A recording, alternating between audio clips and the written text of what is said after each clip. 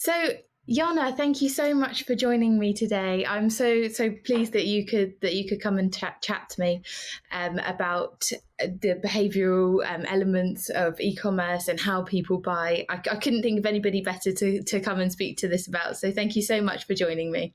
No problem at all. It's a great pleasure to be here. Great. So, I had prepared a question to ask you. So that is, what are the 2 or 3 most useful behavioural elements that brands can use to influence people and customers in uncertain times that we're unfortunately in order to stay loyal? Well, picking 2 or 3 first of all is really quite difficult because there are so many different elements from the behavioural sciences that we can use. So when I was thinking about your question, I chose to think about it from 2 different angles, really. So we are in very uncertain times, there's no doubt about it, and that uncertainty is pervading our lives beyond just being uncertain about the virus. It's generating uncertainty psychologically. When we're uncertain about something as big as this, it pervades throughout all of our lives. So what happens then, of course, is that in our minds, uncertainty equals danger. That breeds stress, that breeds anxiety. And even though we may not feel it consciously on a day-to-day basis, we have got a much heightened level of stress and anxiety now. So from a brand and a retailer point of view, there are 2 key jobs to be done, really. It's about reducing that uncertainty. And because actually being stressed actually takes up a lot of mental energy, it's also about reducing the complexity and reducing the friction in the purchase process. So there's 2 different ways that brands can help shoppers move through this awful period that we're in right now. So I thought I'd talk about those 2 things quite separately, if that helps. Absolutely. So if we talk a little bit about reducing uncertainty for the moment. So in the offline world, obviously the most obvious example of this is all of the safety measures that have been put into stores. So that helps us to social distance, helps us to maintain hygiene through all of these sort of terminals that you can get your hand wash from, and so on and so forth. And we've certainly heard shoppers say that they feel much more comfortable going into stores where it's been very evident that those efforts and those processes have been put into place. But what's happened over time, of course, is that those measures have become hygiene factors in the marketing sense of the word. And so actually, are they enough to maintain footfall? So still talking in the offline world for the moment, sort of, we're still human. We still have that semblance of normality still left in us somewhere, even though we may not feel it. And so what we need to do is to go back to sort of focusing again on engagement, on enjoyment, and so on. And actually not so much focusing less on the security messages, but being more empathetic. And being a little bit more sensitive in how we portray them, because thinking again about this level of stress and anxiety that's underlying most of our lives these days, the last thing you want to do is to be reminded of that every time you go into stores. So, for example, Kurt Geiger, when we first came out of lockdown and they were opening up their stores, they did a fantastic job on their website, actually, of announcing how they were going to deal with the store openings, what processes they were putting in place. And they couched that language very much in the form of enjoyment. So I'll read this out. So off their website, our new normal shopping experience is not dissimilar to your local supermarket, but much more fun, they say. We want you to enjoy all of your personal space. So they were really talking about the shopping experience and not the COVID message, but delivering the message within the shopping experience, if you see what I mean. So it's important to be and do the right thing when it comes to safety, of course, but there are subtle ways in which you can do that to enhance the experience for your shoppers. Now, the other thing, of course, that happens is that there's always a heightened sense of risk when you're feeling uncertain. And so the other thing that retailers can do, and this is particularly in the online world actually now, is to reduce that sense of risk, reduce that sense of uncertainty, so that shoppers don't waver so much about the decisions they're making and maybe land on your page and move away because they can't really make the decision that is the right thing for them to do. So we can tap into what we call cognitive biases here, so the natural tendencies that we have to basically think in different ways and work our way through our lives without too much effort. So one of those is social proof. You may have heard of that one. A lot of people have heard of social proof. And it's that natural tendency that we have as human beings to sort of think, well, most of the people around me are doing this or thinking this, so I'll do that too because it must be okay, right?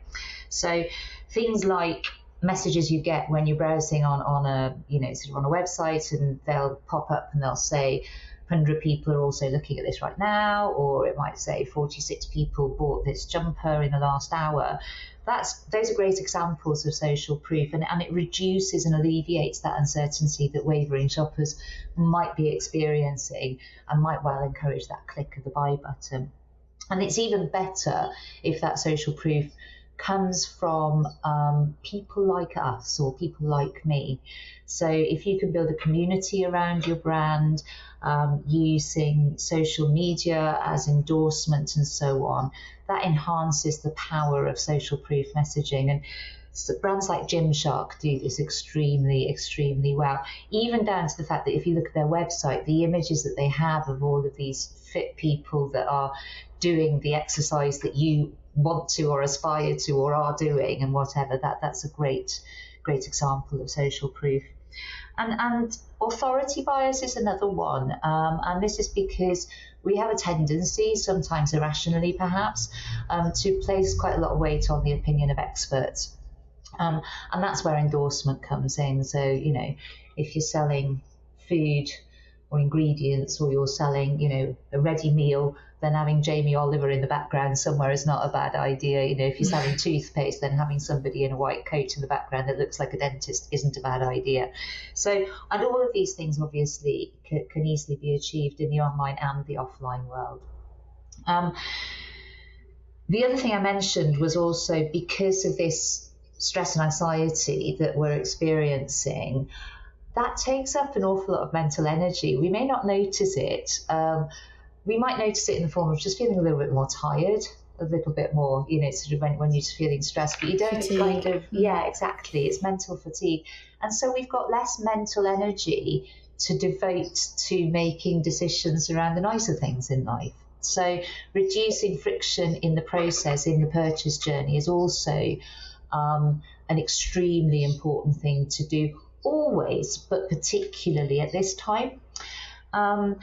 So I can talk about things like removing steps in the process, reducing the number of clicks from, landing to transacting. And these are all things that sort of people who design websites are doing and doing well, sometimes not so well. Sometimes you'll go on a website and you think, I'm not entirely sure where I go next, or whatever it may be. But really having a look at how easy it is to get from point A to point B, and how many steps it takes, really, really important to do that.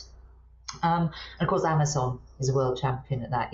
How much better can you get than, the buy now, one click process? And how many mistakes have people made because of it, perhaps? So I think, oh, well, unfortunate.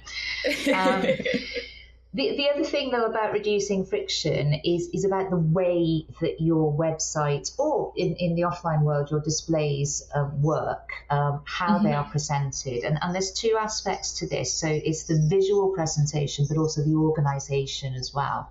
So from a visual presentation point of view, what I'm talking about there is understanding how people perceive the visual stimuli that are coming through for them, and actually making use of that knowledge. Now, there are books and papers and experts the whole world through that can talk at length about the importance of clarity and simple visual presentation, if you like. But simple things like, making sure that you're attracting people's attention to the right places on your page. So using things like color contrast, shape contrast, even size contrast, or orientation contrast as well, you know, sort of those sorts of things to attract people's subconscious attention to where you want them to be looking, should therefore make it easier for them to be navigating the page, because they'll be getting to the important information a lot sooner and a lot quicker. The other aspect of that is also something that we call fluency, which is making it easy for people to process the visual stimulus that's being put in front of them. So there was a great example of an experiment that was done where all the people were shown a package with a slice of an apple pie. It was a pie pack, and it was a slice of an apple pie on a plate with a fork. Half the people saw the fork on the left-hand side, and half the people saw the fork on the right-hand side. And then they were asked, would you be interested in buying this? And more people were interested in buying the one with the fork on the right-hand side. And that is because that image was more fluent for them, because most people are right-handed. So without being conscious of this actually happening, what was happening was that image was more fluent, more easy to process. And the really good news is that the easier something is to process, the more we misattribute that ease to being a feeling of liking. So we like things that are easier to process. So the easier it is, your website is to navigate and to understand, the more likely it is that ease translates into liking. So that's a really important point as well. And that, I guess, you know, sort of from a presentational point of view, those are the two better examples, or more interesting perhaps examples. The other element, of course, is actually creating relevance for your shoppers. So this is using things like curating ranges, solutions merchandising, and that sort of thing, so that people are much more able to actually reach the parts of your offer that feel relevant for them, and they can more easily see the relevance because you've packaged it in a way that makes it easier for them, rather than having to trawl through 50,000 options that are individually merchandised. Right.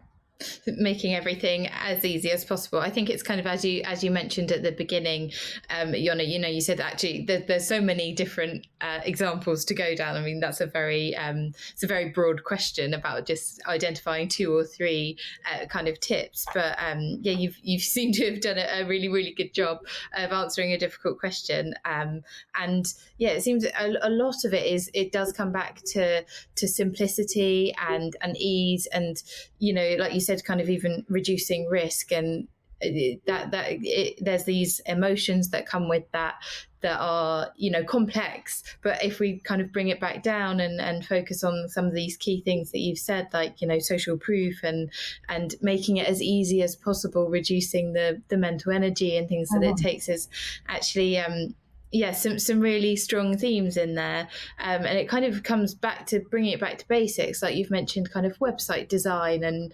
making, you know, focusing on the human, really. I think that's what I noticed as you kind of went through and spoke about, you know, the risk, how they'd approached the, you know, hygiene factors around COVID. Is actually making it a better experience for you, for the consumer, focusing on you instead of how the shop is laid out, or, you know, what the actual things that you've done to the shop are.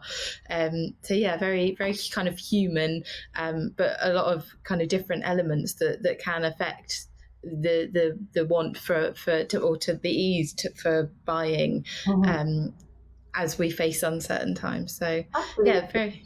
And these things, you know, that they are real and should be there all of the time. But I guess the point is, now at this time of uncertainty, as you said in the question, it's even more important to try and reduce that uncertainty, reduce that friction, particularly if you want people to keep coming back, because, you know, sort of there's enough tough stuff going on outside of their shopping lives, so people want their shopping lives to be, you know, as pleasant and as enjoyable as possible, really.